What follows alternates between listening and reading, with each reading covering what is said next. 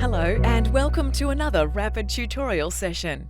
In this session, we're going to learn how to create a new course and explore several features of the course page.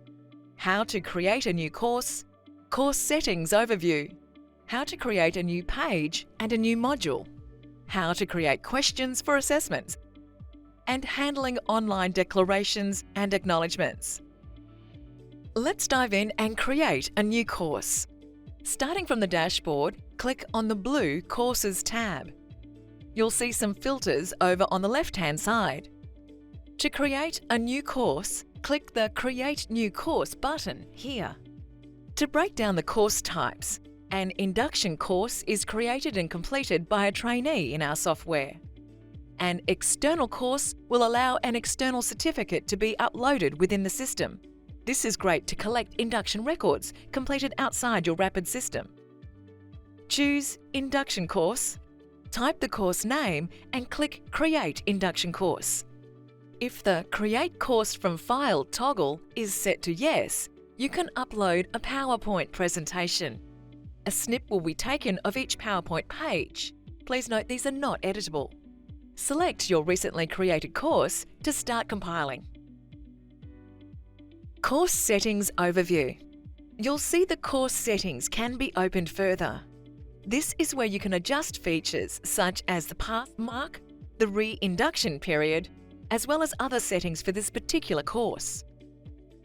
Module 1 is automatically created for you. Simply open the module folder to start creating your pages. How to create a new page and a new module. Click Add New Page to create your first page. You can now add a title and choose from one of the templates on the screen. The squares are representing images and the lines show where text will go. Once you have chosen a template, you can start adding in images, text, and also audio. Simply click on the relevant section, such as the lines will show the text editor. To make it easy for you, you can either manually type or copy and paste. Then click Save. Same with images. Click on the image square and choose the image size, select the image file from your computer, then click Upload. For a slideshow effect, simply select multiple images. The same process applies to videos. Simply change the media type.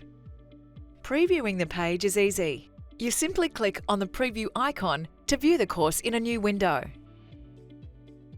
To create a new module, click on the New Module button, name it, and then click the Create New Module tab. A good guide is to make each module 10 to 15 pages in length. How to create questions for assessments. Once you are ready to add questions, click on the Questions icon on the relevant content page. Now you can type in your question and choose the answer type, and make sure you then fill in the correct answer. It's up to you whether you would like to put in response text or not. Click Create to link the question to that page. It's recommended to ask a minimum of 2 questions per page. This allows the learner to be asked another question if they get the first one wrong. Otherwise, the learner just gets asked the same question again if they get the first one wrong. However, the learner will not be asked the same question again if they answer it correctly on the first attempt. Questions are asked at the end of each module. If the learner does answer one incorrectly, the system knows to take the learner back to the relevant page for them to relearn the information. However, there is also a template you can select if you would like a question to be asked in the middle of a module. This is called the Question on a Page template, which you can find under the Templates list. It's the one with the question mark. It's so easy as you just create the question, no need to write text, and it will be asked directly after the page you have inserted it.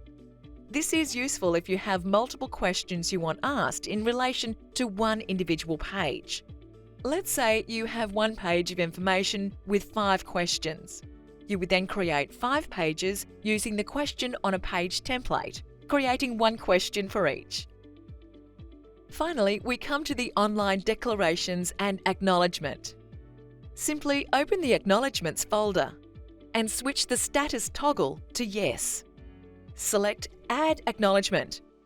click the Edit Content icon to update page title and acknowledgement. Click Save. If the learner answers no to the declaration, they will be required to complete the declaration again. And that's everything. We have now demonstrated an overview of the course page.